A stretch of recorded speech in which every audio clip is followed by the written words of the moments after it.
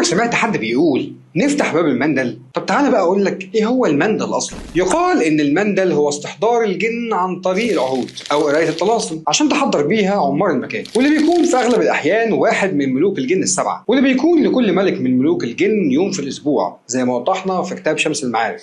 خش اتفرج على الحلقه. وكل واحد منهم معاه اخبار اليوم بتاعه. فمثلا لو حصلت حادثه سرقه يوم الثلاث فهنحضر ملك الجن سمسئيل، والناس بتلجأ للمندل عشان تعرف خفايا الامور. يعني مثلا لو حد سرق منه حاجه وعايز يعرف هي فين ومين اللي سرقها بيفتح المندل. واحده جوزها تايه بتفتح المندل، برضه بيستعملوه في فك الرصد من المقابر. وبرضه لو الناس عايزه تعرف هل تحت بيوتهم اثار فرعونيه ولا لا فبيجيبوا دجال عشان يفتح لهم المندل. ايه هي بقى متطلبات تحضير جلسه لفتح المندل؟ اول حاجه وعاء متوسط الحجم من النحاس او فنجان فيه زيت مع قطرات من الحبر السلطاني، اعتقد ده الزعفران، يعني حبر صافي شديد اللمعان. طفل عمره ما يعديش ال10 سنين، عشان بيقولوا ان الاطفال في السن ده بيكون عندهم شفافيه فبيقدروا يتواصلوا مع العالم الاخر. بعد ما الشخص اللي عايز يفتح المندل يجيب كل الطلبات بنكون جاهزين لفتح الجلسه. بيحط الزيت في الوعاء وقطرات من الحبر، وبتترص الشموع على شكل نجمه داوود، والطفل قاعد في نص النجمه وبيتحط قدام الوعاء، وبيبدا الدجال انه يقرا شويه تعويذ ويكتب على قورته عزيمه خاصه لحد ما يحضر الجن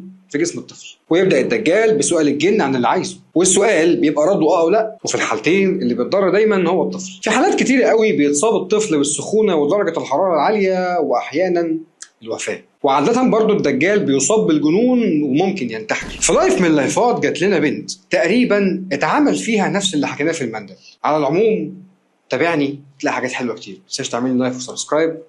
سلام.